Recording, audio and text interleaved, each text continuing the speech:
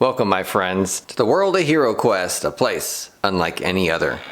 From the festering depths, where shadows writhe and gnaw at the very foundations of the world, they emerge, not with the thunder of righteous armies, nor the gleaming steel of noble knights, but with a skittering, chittering tide that chills the very marrow.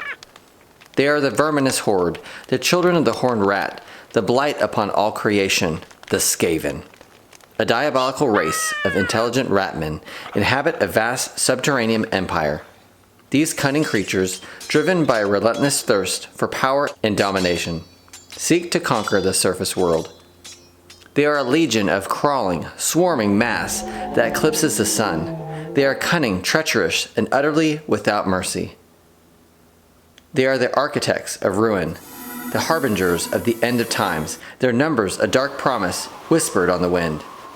Today, I'm going to unveil my freshly painted 3D printed Skaven army and show you how I've incorporated them in the dark dungeons of Advanced HeroQuest. From clan assassins, warp weavers, warriors, and sentries, these guys will bring to life your dungeon in new and exciting ways. So stay tuned. This is the Fair Weatherman.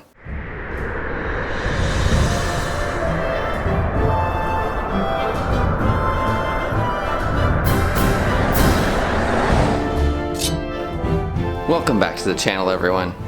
You'll have to pardon my dramatic introduction, but I love Skaven. And Advanced HeroQuest came loaded with a handfuls of monopose Skaven minis. This figure is classic Games Workshop from an earlier time. Of course, you could exchange a number of different shields, but nonetheless the figures all look the same. In the early 90s, the Warhammer world was brimming with new and exciting metal figures, many of which were advertised in White Dwarf magazine, requiring you to mail away for. What an awesome time for tabletop gaming. Today, tracking down all of these minis can become an expensive pursuit, but thanks to 3D printers, there are a lot of options online that can fit nicely into gameplay, dropping perfectly suitable proxies in exchange for their elusive counterparts. In this video, I plan on reviewing a handful of minis I picked up on Etsy from Tabletop Tradesmen, sculpted by digital artist Duncan Shadow, who did a great job sculpting the old world. I'll showcase how they look next to the figures we got in the box and let you know my thoughts on 3D printed miniatures. If you hadn't had a chance to hit that subscribe button, I highly encourage you to do so. I have a lot of really awesome videos coming up, and I apologize for the delay the past month. I'm a school teacher by trade, and the last couple weeks have been extremely busy for my own children as well as my students. So I'm happy to be back creating another video for y'all. So my initial plan when I went about collecting all of these minis was to create a Skaven exchange for all of the monsters that we see in HeroQuest. Something that I'm still kind of playing around with. But that way you can then play through the quest and exchange the traditional monsters with an alternative set found from the old world. I'm sure I'll have a video of that in the near future. The box I picked up on eBay did not include any of the shields, but after gathering them all together, I realized that you don't have very many variations, so I set out on Etsy to find the perfect 3D printed miniature proxies that I can put into my dungeon. As mentioned in earlier videos, I really wanted to make sure I got these painted up before I showcase them on the channel.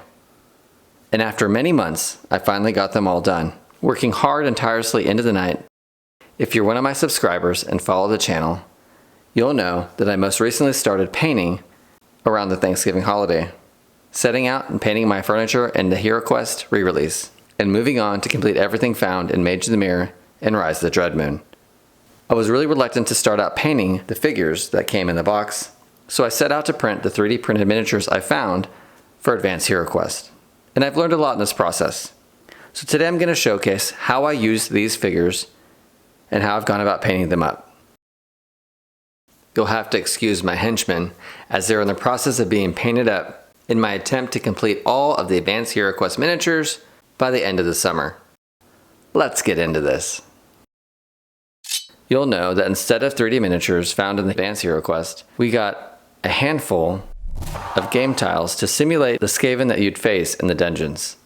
What's cool about the 3D printed miniatures I found is that they can fit into these categories and can be exchanged on the tabletop instead of utilizing these tiles.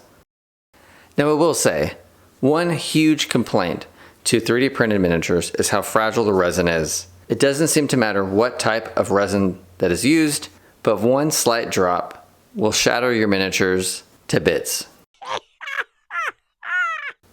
I can tell you that my son has dropped them accidentally and cracked some of the miniatures, and depending on how small the piece is that snaps off, it can be a huge pain to try to super glue it back together.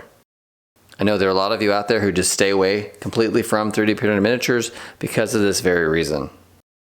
That being said, Tabletop Tradesman does an excellent job of making sure your order is printed and shipped in a reasonable amount of time. And with every order I've placed with him, he always seems to throw in a mini or two, which is an added bonus every time you open up the box.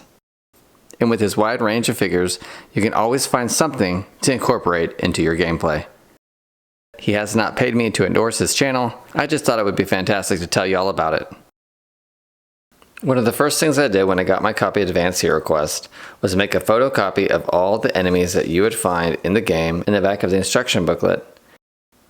All I would have to do is drop the card on the table, find the corresponding miniature that would go with it, allowing access to all of their abilities without having to shuffle through the quest book. Utilizing a set of color pencils, I color-coded each card. This simple modification allows for easy access to finding these characters within my game box.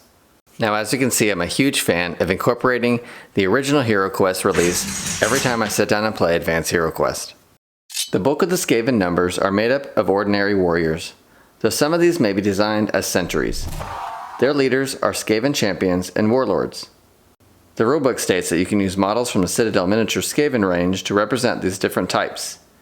If you don't have any specialized Skaven models, the various types of Skaven can be shown by using the plastic Skaven miniatures in the box and the different colored bases.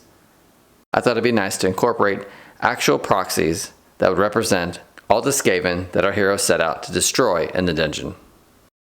And as you can see, I experimented with painting up the bases slightly different in all of them. I realize that Advanced HeroQuest takes place in a dungeon, but I did like the idea of giving these bases kind of a classic Games Workshop look that we see in earlier versions of Warhammer. Warriors are moderately well armed and use swords or barbed blades that are mounted on short poles. So I've decided to utilize the Skaven miniatures that we find in the initial box release as my Skaven warriors. Sentries are lightly armored Skaven who may pass through the dungeon doors even when not in pursuit. The proxies I found will fit the bill nicely, as each one carries 2 awesome swords, as well as one carrying a magic halberd. Champions have better armor than the warriors, although Skaven armor is the wrong size to fit the heroes or their henchmen. What I really like about these guys is they're all slightly different. One yielding a sword and shield, another utilizing a big bell, sending alarm to all the Skaven underneath to come and fight. These were, I think, the initial sculpts that I had found on Etsy that really drew me into the rest of them. The first Skaven 3D printed proxy that I purchased is a Clan Eshin Assassin, a warrior skilled in the arts of silent movement and close combat. I plan to utilize these proxies to take the place of the Skaven Gutter Runners and the Skaven Night Runners. These lightly armed warriors are scouts drawn from the Clan Eshin. I left the character cards white because I thought that they looked similar to mummies or zombies that we'd see in the original HeroQuest game. I set out to paint each and one of these Skaven in a unique way to where I can find them in the box without any issues, and that as they were all together, I'd be able to tell them apart. And for my first efforts at miniatures, I'm really proud of the end result. So if you're someone on the fence, I'd like to encourage you to set out on your painting journey. You won't regret it, and you'll find out it's a lot of fun. The Clan Pestilence Plague Monk is armed with the Warp Scroll, a magical item that has a great withering effect upon its victims. Like I mentioned before, the miniatures I found fit seamlessly into gameplay as Plague Monks and Warp Weavers. The Clan Pestilence Skaven carries a chain bearing a smoke ball which emits nioxus and deadly fumes. Now I'll admit I had a hard time tracking down a proxy miniature that embodies the look of the sculpt, and I even debated about picking up a metal miniature around the time of its original release. The closest miniatures I found are these two. Instead of a smoking ball, this one's carrying a severed head, and this one pointing at our heroes, sending its hordes of Skaven to battle. I did find a miniature that best resembled the Skaven Poisoned Wind Gobladier, which I'm really proud of. But like I said, these 3D printed proxies are very fragile, and somehow I accidentally knocked the teeth out of this one. Something I'll have to sit down and mend with some green stuff. The Warlord from Clan Morris is a mighty warrior capable of defeating many normal men single-handed. I experimented with painting these up to look more like badgers, giving that nice two-tone look. One thing I set out to do was to make sure each one of these Skavens kind of looked like they belonged to a different class amongst the horde, giving them different colorations and patterns, and building in a class system amongst the dungeon. The two clan Skyrie spellcasters are a Warp Weaver and a more powerful White Skaven sorcerer. Each of these cast spells in the same way as wizards, using spell components when they do so. There's our White Sorcerer. I found these two really nasty Skaven that looked like they were mutated by the Warp Stone, and I'm going to use these as proxies to stand in for any White Seer. Now I had dropped this pretty early on while I was painting it and broke the top of the staff off. It's like any painted miniature, you want to take extreme care and caution with them while handling them. As I throw them in a giant Ziploc bag right now. I will admit I do need to find a better system of taking care of all of my miniatures. A Clan Skyrie Warpfire Thrower team comprises two Skaven, one with the Warpfire Thrower itself, and one carrying the explosive fuel made using Warpstone. These pairs seem to be a perfect fit to utilize in the dungeons of Advanced HeroQuest. I decided to use the one on the left to simulate the Warpstone found in these beakers here. Maybe he ground it up and put it through its alchemy process. And these two together would travel on the board, empowering the one with the actual flamethrower to be utilized. And so our heroes would have to then go about destroying this one on the left in order to knock out the capabilities of the one actually utilizing the weapon. Here we have one that actually has the flame lit and it's ready to go. Now I did make the back look like maybe the fuel was leaking through the corroded gas tank on the back. A really fun miniature to paint up.